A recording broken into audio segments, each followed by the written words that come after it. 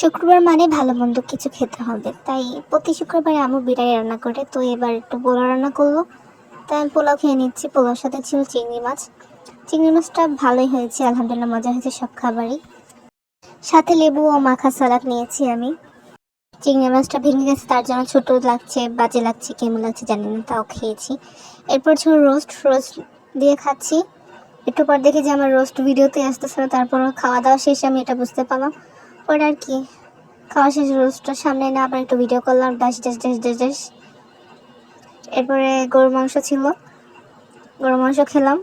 গরুর মাংস এক হাতে তো ভিডিও করতেছি, তাই আমি সুন্দর করে করতেই পারতেছিলাম না, তাই যেমনি পারছি এমনি করছি, তাই ডোন্ট মাইন্ড।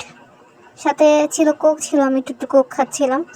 বিকালে নাস্তায় ছিল স্যান্ডউইচ। স্যান্ডউইচটা আমরা বানিয়েছিলাম বাসায়, চিকেন, গাজর, শসা কুচি, গাজর কুচি, এরপর আর কি জানি মেয়োনিজ আর সস দিয়ে বানিয়েছিলাম।